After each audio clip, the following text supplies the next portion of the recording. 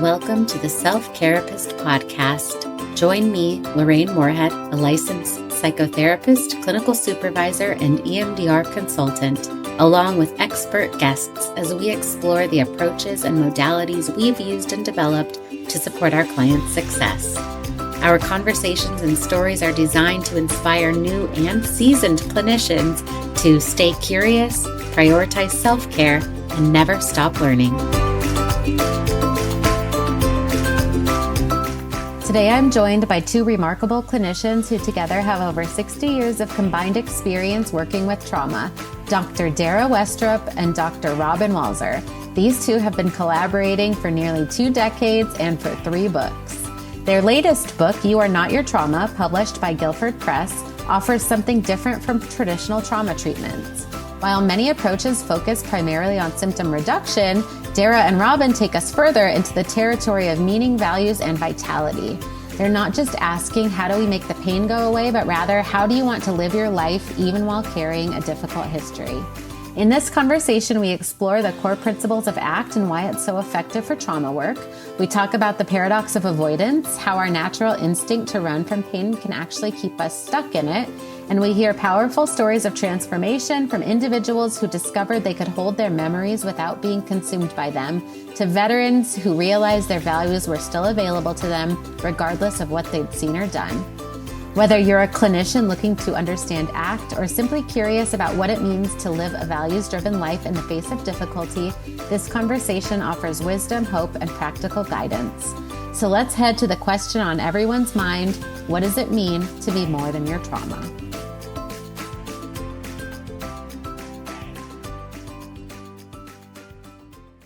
Welcome to the Self-Carapist Podcast, Darrah and Robin. Thank you. I'm very happy to be here. Yep, thank you much. Happy to be here too. Will you tell me a little bit about the two of you?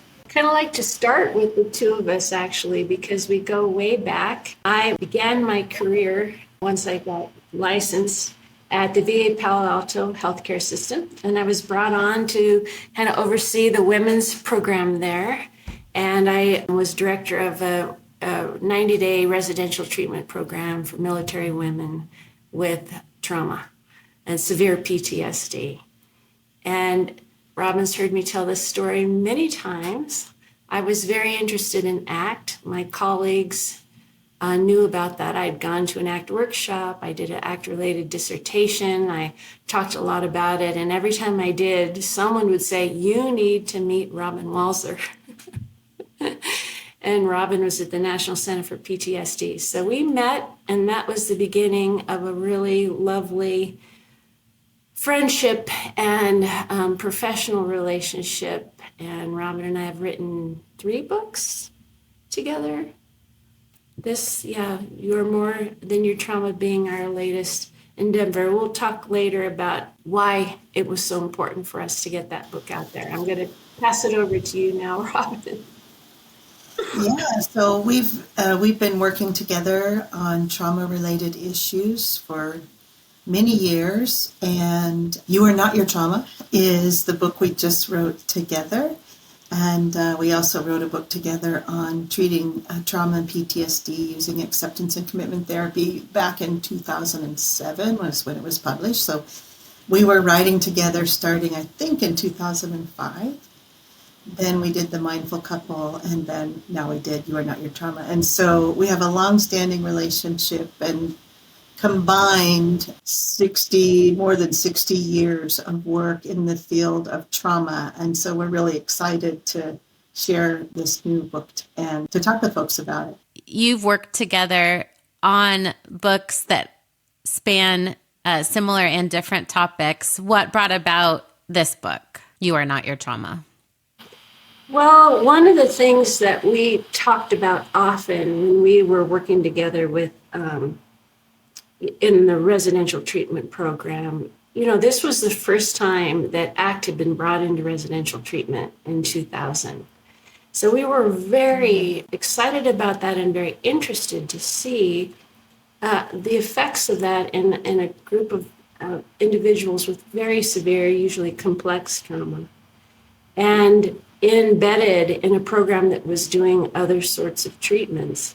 And we saw such such profound change that it was painful kind of keeping that to ourselves. And knowing that trauma is such a global issue, knowing how many people don't have access to good treatments out there. And we really wanted to get something into the hands of those people who are suffering and can actually be helped with that suffering. I think we also were very interested in going beyond what are some of the typical treatments. They're all good, right? When you look at things like prolonged exposure or EMDR, but they tend to focus very specifically on the trauma itself. And we've always known that reaching beyond the effects of the trauma, because trauma can have such huge impacts, like beyond just symptoms. It affects relationships. It affects how you respond emotionally. It affects how you move in the world, especially complex trauma. And so we wanted to bring something that was more than just let's, work on your symptoms. We also wanted to bring something that was about re-engaging in vitality, considering values-based living and meaning as a part of the work that you're doing when you're recovering from trauma. And then, moving into growth and resilience as a part of that process as well. So I think Darrah would agree, and you can comment, Darrah, on this. Like, we really think about this beyond just, let's make it so that you don't have symptoms. Let's make it so that you can live well beyond trauma. And the title really is the main, right, is the idea that even in carrying very, very difficult, very painful histories, are not your history, you're more than your trauma. And from there, a lot is possible. And we do speak to that, like, where will you go? What will you do? How would you like to be in your life? Yeah. What is ACT? I had never had a formal introduction to it myself. And now that I'm more immersed in it, I realize that I use a lot that was probably inspired by it. And so I wondered if you could just give an overview of just starting at the beginning with what is ACT and what was it early on that was so appealing to you both about it? I'm glad you're calling it ACT, because so many people call it ACT, and that's not what it is. It's ACT. And for acceptance and commitment therapy. Our roots has many. It's grounded in behavioral psychology and principles. It comes from a philosophical background of functional contextualism, which essentially means we're always looking at the individual in their context with their learning history. So we want to understand people at the individual level. Every trauma is different. How it impacts people is different. So we're looking at that uniqueness.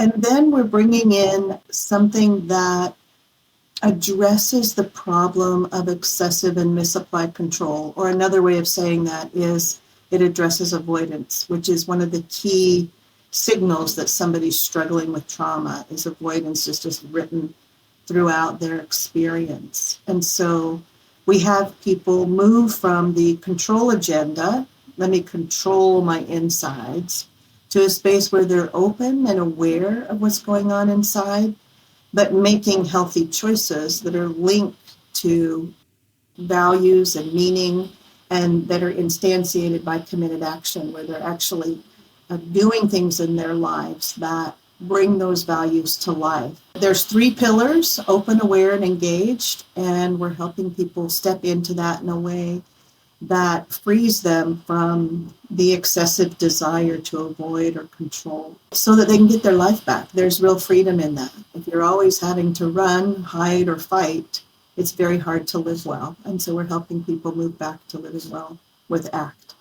Steve Hayes is the developer of ACT, and I went to graduate school where Steve Hayes was a professor, and he was my major professor. And I originally went there to do trauma work, but but I attended a workshop by Steve in like the first month of going to graduate school, and my whole world went whoop, like there was a 180-degree turn, and I was like, oh, what am I going to do now? Because I just love this intervention so much. It makes so much sense to me, and I had personal experience of transformation, and it had to do with seeing myself as more than my thoughts, more than my memories, more than my sensations. Thus, you are not your trauma. Experiencing a sense of self that is a context where these experiences play out, like it's like being human. And pain is part of being human, but so is joy. And if you cut yourself off from pain, you cut yourself off from joy. So we want to sort of balance that out. And that's what I learned when I first encountered ACT, and have just really felt the difference sense for myself, and have seen the difference in the clients that I've worked with. I feel like I kind of slid into it sideways because I was doing a practicum in a male federal prison and working with men that were short, meaning within 6 months of release, and kept hearing how excited they were to have new lives and how they couldn't wait to be this new person and this sober person. And I just kept getting this red flag and realized that I felt like they were setting themselves up because they were thinking they were always going to be feeling the way they were feeling in that moment. Excited, enthused, motivated. I'm thinking, what's going to happen on the blah days, or the days where you don't feel that way? And then I thought, ooh, unique dissertation idea. And I started doing the research and found out that there's this group in Reno that's been on this for at least 15 years. There's a name for it called experiential avoidance. So not so unique, but that's how I found this group and this area of study. I didn't have my first emotional experience with it personally until I went to a 2-day workshop up in Tahoe with Steve Hayes. And Robin, I think I'm sure at some point I've shared with you doing the child exercise. And I don't know if you know that exercise, Lorraine, but you go through a guided meditation, and you are a young child, kind of distressed, and you're looking for your parental figure for comfort. They kind of walk you through that, and you go through that, and then you leave your home, and you're outside, still a very young child, and then you see an adult coming towards you. And as this person gets closer, you realize it's the adult you. And it's this perspective-taking, self as context exercise. And my response, like the adult me was striding towards me. She had it, like she had my back. She was so powerful, so loving, and it just changed everything for me. That's really neat to hear. I was really glad to hear, Darrah, too, that you weren't doing therapy with short men in jail. like it was a therapy only for men who were defined as short. Short. That's hilarious. Yeah, if they were over a certain, they were out of the group. Yeah.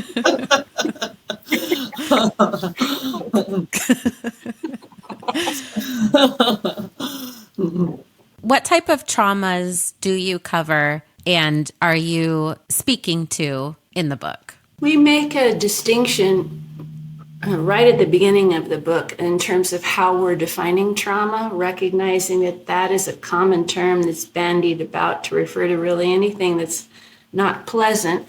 And we don't want to make light of that. A difficulty is difficulty, pain is pain. We recognize that. And then there's a level of experience that is what we're thinking of when we're talking about trauma in this book. And that is when your life and your physical integrity is threatened, when you're witnessing someone you love being harmed, injured, those sorts of horrific events that are with the lasting effects is what we're really after in this book. We talk about different types of trauma, from acute to chronic to complex, it is for all of those, wouldn't you say, Robin? All of those. And also the skills that are brought on board are going to be helpful with any sort of difficult experience, not just trauma. It's just that we wanted to make sure that our readers understood what we were thinking when we're talking about trauma and when we're doing exposure work, for instance. But the skills that come out of this are applied all throughout our life experience. I would say we're thinking very specifically of things that threaten your life or your integrity in some specific way, including things like ongoing sexual abuse as a child, and all the way out to immigration traumas. But I want to emphasize what Darrah said. We're careful because trauma, the word, gets used a lot these days, and gets used by folks who say, my mom took my phone away and it was traumatizing. And those are not the kinds of things we're talking about here, right? Like, that might be hard for a teenager, right, given how much teens rely on their phones these days. But we're really focusing in on those things that where harm or integrity is compromised. And we want to honor that in the folks who are or have experienced those things. Yeah, I think that's an important distinction as well, that there are things that make an impact on a day, and it doesn't necessarily mean that it made that same impact in a lifetime. Yeah, well said. You use a bee analogy in the book. I can't remember if you developed it or if you attributed it to someone, but something that stood out to me was just the idea of experience the trauma or make it worse. Are you talking about how we might swat at a bee and like create a situation? Yeah. That's very much human nature. I really don't think I've encountered anyone that enjoys feeling uncomfortable or frightened, right? And so it's very natural to try to get that away. It's just that when it comes to PTSD or any of the anxiety difficulties, that's sort of, it feeds on that battle. It feeds on the struggle. It grows with and just like a bee could be right there on a flower and suddenly now it's in battle. That's what we are naturally wired and culturally informed actually to do with trauma. And it's tricky to really stress. We are never suggesting that someone not be upset or bothered or in pain by their experience. Right? There's not any suggestion that we're saying that they shouldn't have whatever reaction that they're having. It's just like, notice that if you are behaviorally going to battle with this or behaviorally avoiding, now we can start talking about some life consequences that are actually quite costly, and that there might be another way to hold this. Might be another way to be with the bee. Yeah, I do think that we're taught from a very young age that we should be able to have good thoughts, have good emotions, have good sensations, feel good, essentially. But when you look at the reality of the world that unfolds within our lives, it's not like that. And so, people, they're not to blame for chasing after the idea of good, but good doesn't necessarily equal healthy. And in fact, the more you run, the more pain you tend to get. And we now know that if you're running from pain and you're trying to control it, you will have less joy as well. We're not very good at controlling a single emotion. We kind of have to shut it all down. And that's why a lot of trauma survivors will report that they feel numb and that they don't feel joy or happiness, but they're also running from pain. And so the goal here is to get joy back in their lives by being human, and being human means feeling the things that you feel. But like all feelings, they rise and fall. It's only when you stand against your feelings that they tend to stay. You get in a battle with them. You get in a battle with the thoughts that you have in your mind, the memories that you carry. And so part of what happens is people say, I don't ever want to think about this again. It's too painful. But as soon as you say, I don't ever want to think about this again, you contact the thing that you don't want to think about. And then you repeat and you repeat and repeat. And, if you want to really remember something, what is it that you do with it? You repeat it over and over. So essentially, instead of letting things flow, we run, and that very running keeps the thing that you're running from present almost all the time. And so there's a real paradox in this process, and we can't help what we've learned. Like if I told you, Lorraine, not to have this word that's going to show up in your head when I say it, Mary had a little. Were you able to exit out, or did it pop in your mind? First thing that popped in. Yeah, and we like to think that we can erase that. Like let's say lamb is trauma. Like let me erase that. You can't. Just like when I say it, it's impossible. And so what if we, instead of standing against ourselves and our own learning history and our experience, we allow it to flow, and we don't allow it to define us, and we don't allow it to make decisions for us? That fear no longer is our puppet master, but our values are what guide us instead. Yeah. It's a great point that a similar process gets activated if you tell me, remember these 3 words, ball, pencil, teacher, as if you tell me not to, right? The same thing happens where I'm trying to, they're both in my short-term memory, whether you tell me, whatever you tell me to do with it, that's what I'm doing. And I think to add on there, Robin, is what you talked about, this very different way of being with our experience. And we don't just expect people to leap there, like to explain it and why it might be useful. There are real particular abilities that go into this. And so we're careful in our book and in our work to help people develop the skills that then give them something to stand on and a way to relate to their experience differently. How did you do that in this book that would differ from how you've done it in books that were more geared toward clinicians? How did you give those skills to the individuals that need them in your work here? I think one of the key things we did is we really thought about what are we doing when we're sitting in front of somebody? And what are the kinds of things we say when we're in psychotherapy? What are the types of work we're doing with clients who are suffering post-trauma? And then we just tried to convert that into practice and exercises and reading. I mean, I think both Darrah and I really felt it important to have a voice that spoke to people and wasn't like a academic paper or something like that.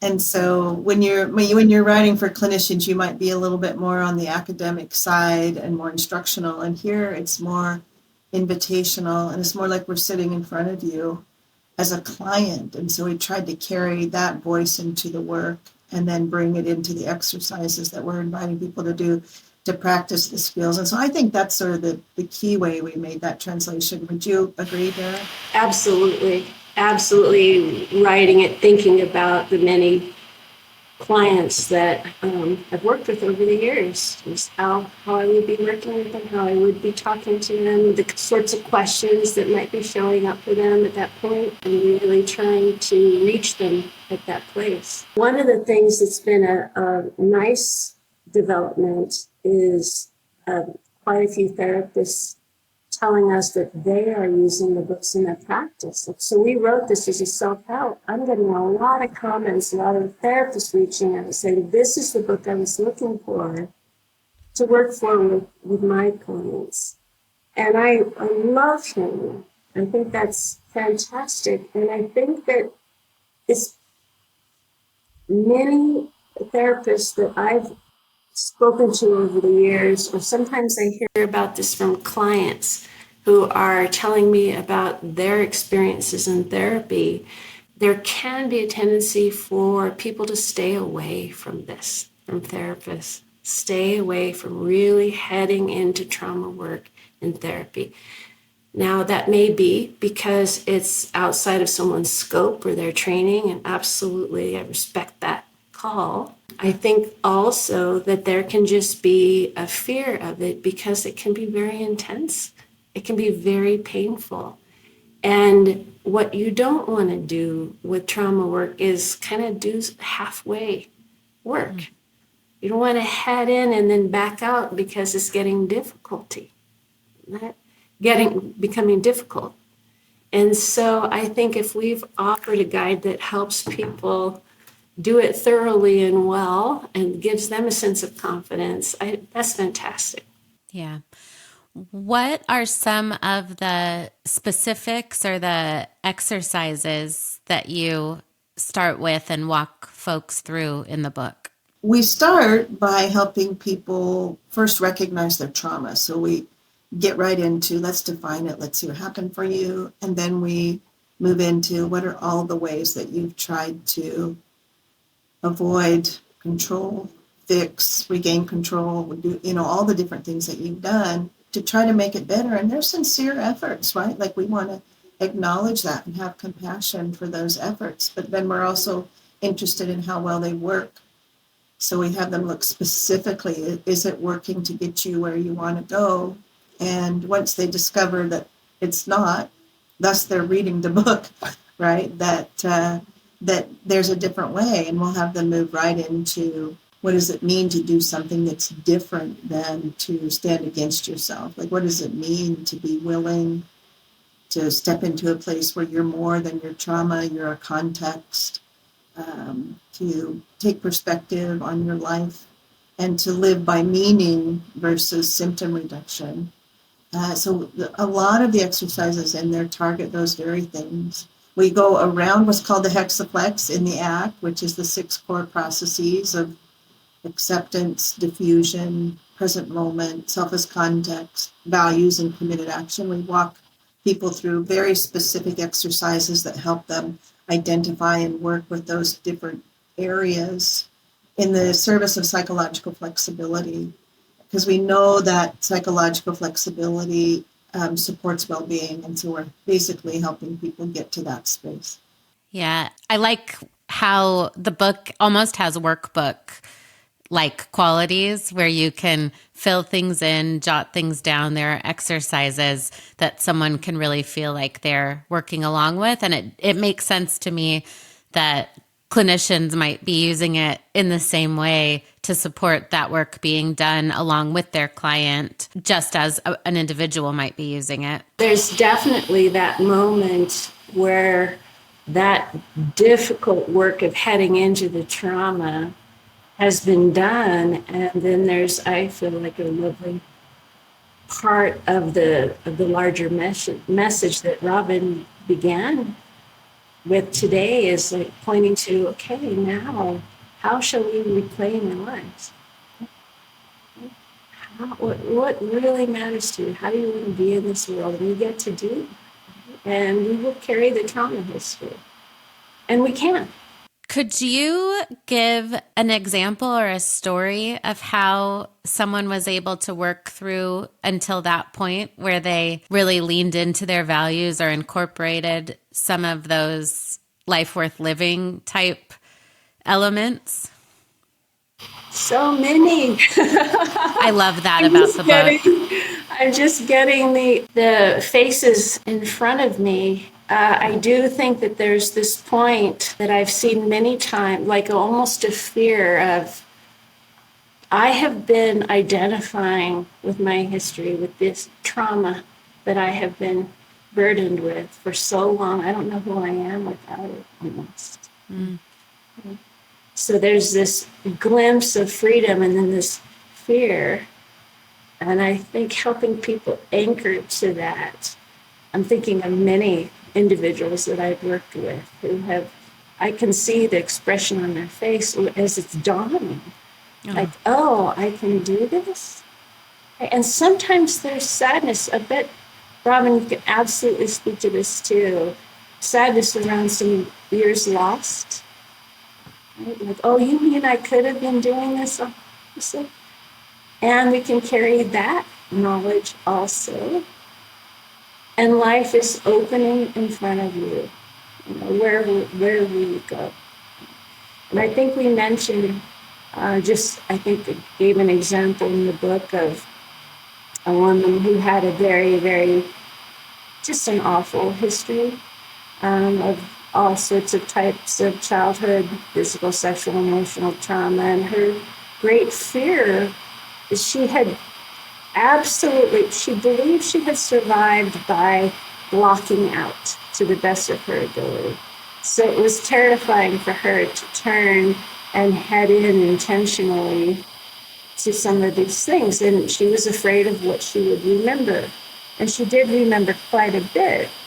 But as she was working through this therapy and really getting clear the difference between the self, capital S, that had the experience, and then these events, the memories, the emotions that come and go and enter and leave, she lost the fear of remembering more because she realized it didn't matter. Like she thought, I might have another memory surface, but I already know that it's not me. That's something that I experienced. And those are the thoughts and feelings that go along with that. And I can do them. I'm larger than that. I'm more than my trauma. So I thought that was for me, a very powerful example of what the therapy offers, even individuals who may not remember everything that they experienced. Did you have someone pop up, Robin? It's hard when there's just, right, I see so many. I had several. We had a couple of clients who endorsed the book and have done some of this work, and I was thinking of one of the clients who had done that, and I was also thinking of a client that I had worked with many years ago who was really stuck inside of a trauma story. So maybe I'll just briefly mention both. The first one, long-standing history of childhood sexual trauma, really has and continues to work on diffusing, accepting, opening. Because one of the things that I appreciate about the work that this person is doing is that they're getting that this isn't something that you do once and you're done, but they're coming to a place of recognition that this is a lifelong practice, but one that is incredibly valuable if you think about the move to do values versus the move to run or to rid. And so for this person, they're very invested in, how do I keep practicing? How do I keep doing this? And so I'm just supporting them in that practice as we move forward, even as they encounter new issues that aren't necessarily linked to the trauma, although some of them are. And so the practice is super relevant. And what we'd want from people who read the book is that read it again and go back to it again, and go to the online mindfulness meditations that Darrah and I did and listen to them again and again. Like really build this as a skill gets rusty if you don't use the skill. And so we want people to keep working on it. And then the other client was a client who really, really stuck in the story of the trauma, but for 30 years stuck in the story of the trauma, and was communicating to me that they couldn't move on until the trauma was resolved. But history only goes in one direction. You can't go back and undo what happened. This is a Vietnam era veteran who really saw some terrible things while he was in Vietnam, was treated poorly by the government when he returned home, and really wanted that history to not be so. And when we finally agreed, like, we can't undo it, the only thing to do with history is to allow, because you can't go back in time. And we got connected to that place. He was like, all right, I need to live now. I said, don't worry, the story will show up again. It'll kind of grab you, but then you come back to living now. And so that's just another quick example of some of the work we did. Very meaningful work. Yeah. What's the process like to help someone attune to their values? I mentioned earlier that some of the elements that I've been incorporating, especially with the podcast thesis of self-care, is just values and how rewarding it can be to fine tune your connection with your own. So how do you introduce that topic? How do you get people to be detectives of their own values and figure out how to incorporate those? Often they have been showing up throughout the therapy. And I will have been pointing to them either subtly or lightly or noting to myself where they, for instance, if someone is really in grief about feeling that he was a terrible father, that points to caring about being a father, right? So like sometimes it's just, I see that as part of the work is kind of collecting and gathering and noting those. And then when it is time to move more fully into that work, pointing out and helping them gain clarity in terms of what really matters. Often there's a bit of a struggle with identifying values. Yeah. I see that as a good thing. I really want people to be wrestling with this and thinking about this. And often what pops up is immediately is, oh, what should I be valuing, right? And is this an okay thing to value, or is that it's not, or like, you know, we have homework sheets that can help people generate values by thinking about different domains in their life. And I have to say very clearly, and it sometimes still doesn't matter if I say this very clearly, people don't have to have values in a certain domain. That's just to get them thinking. If they have a value that isn't represented on there, then to feel free to put it. And it's very good to be deep thinking and wrestling with this and sorting out, is this my parents' value? Is this my society's value? Is this my culture's value? And does that fit for me? And maybe it was at a certain point in my life, but not now. Mm-hmm. And we do get to choose. And we will sometimes help by asking, like, if no one else could know about this, like, so let's say they want to go back to school and get their degree and pursue something. If no one else could find out about that, would it still matter to you to do? And that can help people sort through and get clear on what deeply matters to them. And we also have to be very clear about how we are defining values in this model. Right? Like it's not something like happiness, which will come and go. It's something more like kindness, which is always available, an unlimited supply, doesn't rely on anyone or anything outside of oneself. It's something that they can hold and can guide them in their life, and doesn't require anyone or anything else. I'm sure you have some things to add, Robin. I guess one of the things that we want to try to convey or represent in the work that we're doing is that values are complex.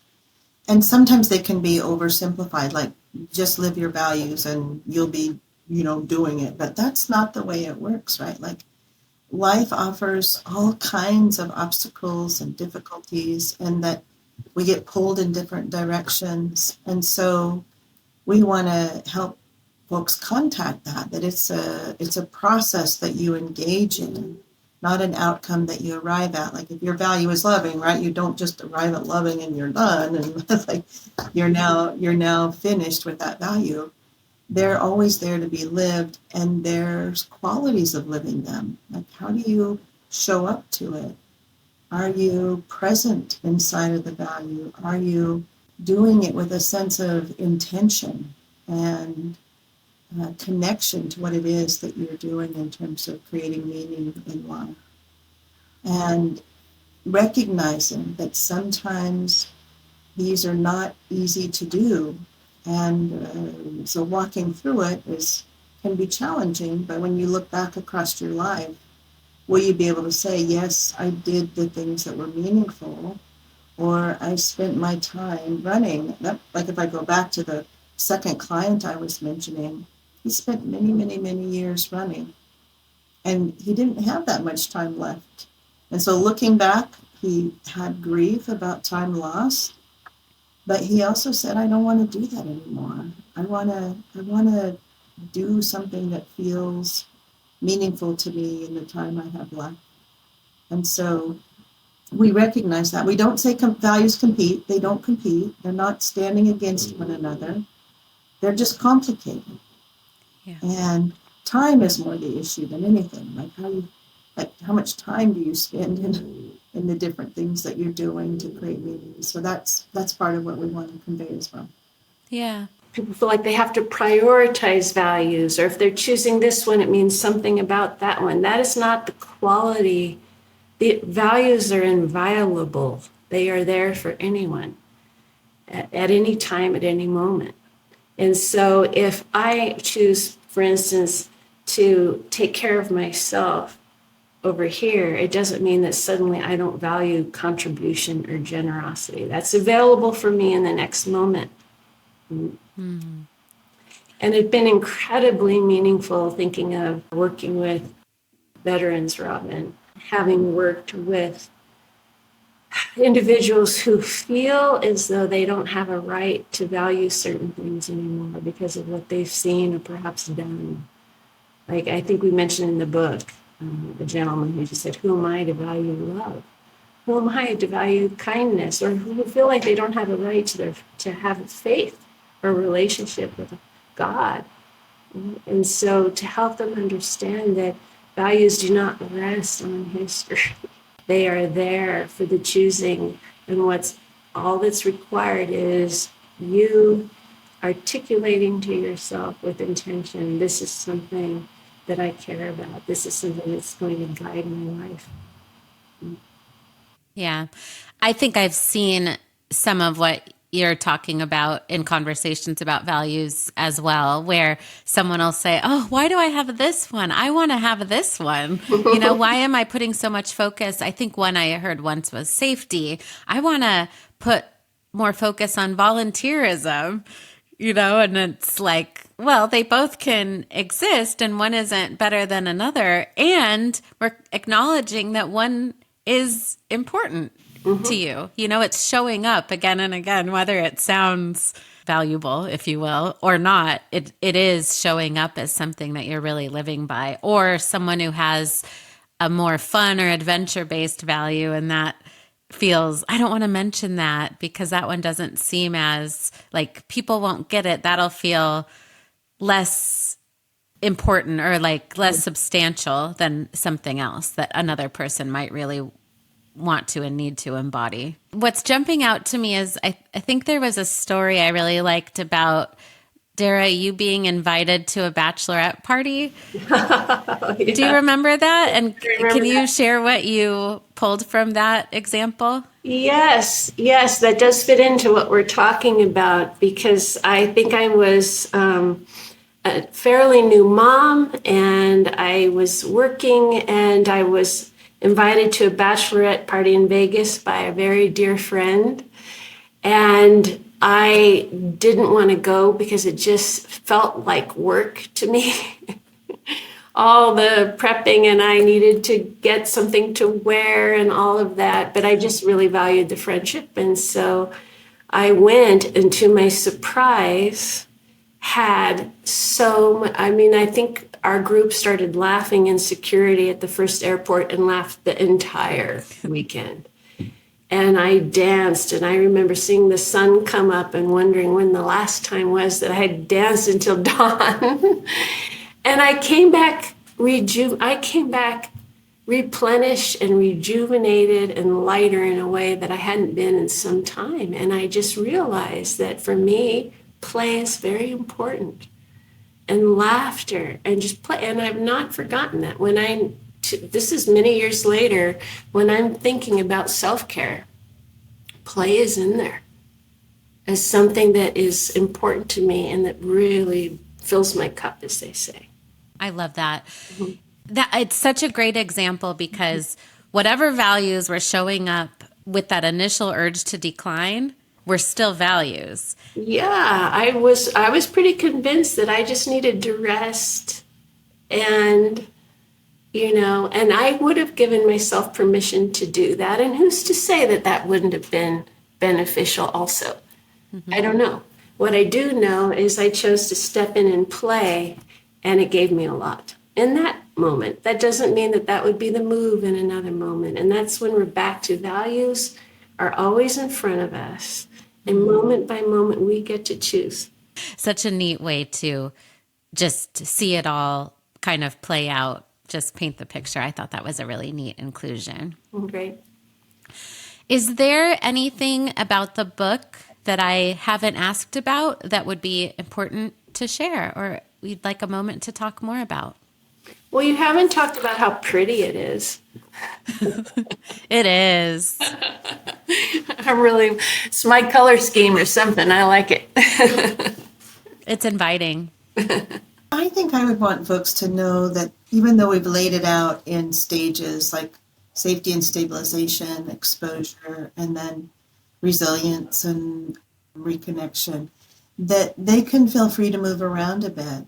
And if they need to spend more time in stage one and let themselves really, taste or bite into the work that they're doing around being open and aware before they move on to the exposure, that's perfectly fine. And that they should take their time going through the exposure because it's not easy, and really, get themselves set up in the things that they will need, like the support and the place and the commitment to walk through it, and then to move on to recovery. Or you can move into do stage one and then do stage three and then come back. I guess part of what we want folks to know is that there's flexibility in using the book, that you can sort of tailor it to your needs.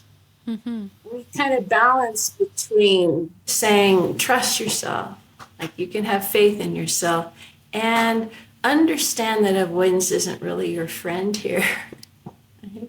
And so we will be inviting, like, trust yourself in terms of readiness and preparedness and timing, and then step in fully, right? And step all the way through.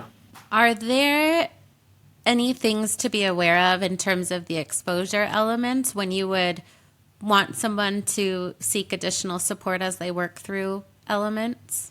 I think that if folks start struggling with ideas of self-harm, no matter what nature that takes, they should absolutely, even before they consider doing the exposure, reach out and get support, contact a therapist, and work with somebody who can help them. The work can be pretty painful because you're confronting, old, really challenging memories, and you're walking through them, and you're learning.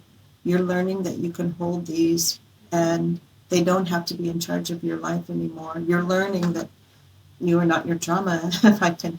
But that doesn't mean that it isn't challenging. And so if people start to feel dissociated or like self-harming behavior showing up, and it's really problematic, then they need to seek psychotherapy. Yeah, I think that's a great cue. For folks who are interested in exploring ACT further, what's the level of training that you consider proficient to take ACT and run with it? What would you challenge someone who's curious about this path to do? What are the steps, and when do you consider them able to implement it on their own? Do you mean a therapist or just people out in the world? A therapist. Okay, so like a therapist wanting to use it. That's a tough question because I think it's a never-ending learning process. Like I've been doing acceptance and commitment therapy since 1991, just to give folks an idea, and I'm still learning, and I'm still growing and reaching into exploring different areas and looking at myself, because it truly is like an ongoing process. So doing ACT with yourself and doing it with your clients is part of the work. Like, when we're doing trainings for people who want to learn ACT and deliver ACT, therapists who want to deliver ACT, we walk them through it from a personal inside-out level, because it's not just about teaching or rising above other people, and and they don't kind of a way. We're human beings in this together. And so exploring it at that level, I think, becomes very important, which means it also never ends. I mean, there's lots of good places to start. Like, I think Learning Act Second Edition is a fabulous book, if I don't say so myself, as, as one of the authors. But I'll link it. yeah, so there's books like that, and then just keep engaging and go to workshops and join Association for Contextual Behavioral Science and just stay with it, just like you would stay with any practice. I think it's the best way to develop your skills in this work. I also struggled with the question because I've seen just about every path, and there's many. I would say one of the challenges not knowing what we don't know. You know, when let's say you go to a 3-day ACT training, you're going to have some nice exposure. That doesn't mean you're going to be competent at delivery. That means that you have a starting spot, and then it's time to begin applying. And if you have an opportunity to have supervision or something in that process, it'll facilitate it. I will also say that not once, and there have been hundreds now, have I talked to someone who felt fully confident and ready to begin doing the therapy. It is new, it is different. So you can't wait to be certain. You can't wait to not have questions. You can't wait to know what you're doing. Just understand that you're jumping in, you're stepping in, do your best to get ongoing feedback as to what you're doing. And the nice thing is, this is a big, ACT is mainstream. Right? There's over 2,000 randomized control trials now.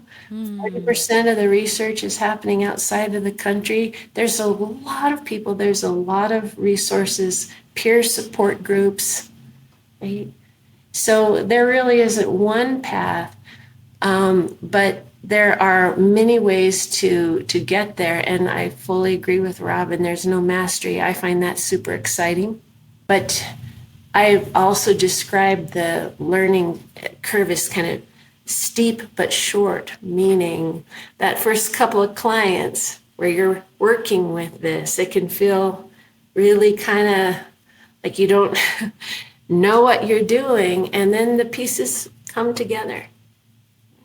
And I have gotten that feedback again and again from supervisees or trainees saying, yeah, I'm starting to see how these pieces work. And the interesting thing is how many times I will hear something like, I've never felt this free as a therapist or as effective. Like I had someone say, I've been doing this for 30 years and this is the first time I feel like I'm actually making a difference. Wow. I think the model provides a framework that helps us as clinicians understand what it is about an intervention that is actually effective. What are we actually doing? What's actually happening there? And also helps us understand why something isn't working, how we might be contradicting ourselves. So it provides this kind of nice clarity and sharpens decision making, I think. So I guess what I'm saying in a very long-winded way, recognize the challenge of going from bumping into ACT, getting an introduction into ACT and competence. I want to recognize that that is a real challenge. If this model speaks to you, go for it. There are ways to get that minimum competency going, and to have faith that those pieces are going to start to make sense to you in a way that will allow you to use all the experience that you've gained. You still get to be you, right? But you're using a framework that's going to guide what you're doing in session very effectively. Yeah. And I think what I'm hearing also is that it doesn't feel, correct me if I'm misunderstanding, there isn't necessarily a formal path where it's like a foundational attend these many hours of training in order to start using it. It sounds like you can get your feet wet via books and education and then do a training and then seek out some consultation groups or work with it. And you can put your path together. There are a lot of ways to access the material, and you'll be likely expecting to keep going and keep asking questions and keep working together because it is pretty involved. That was well said. I'll say things like many paths, but one model and philosophy. Mm-hmm. And I think the hard shift for folks, because there's so much what's called mechanism inside of psychology, where human beings are sort of seen as machines, that the shift is to, not what does the person necessarily think, feel, and sense as a content experience. Like, this is the content of my life. But how does it function? How does the behavior function in people's life? And that's you have to kind of wrap your mind around that. And once you get your mind around that, then the other pieces fall into place. Mm. And so that model, that philosophical model or approach, assumptions of functional contextualism, I think once you get there, then the other processes fall in. And so it's grappling with that makes a lot of sense as an initial approach. Mm. And then, Robin, I guess this question might be for you, having heard both of your paths. How do you find it as a foundational therapy modality for people first learning to be a therapist? How did it feel for you to find it right away?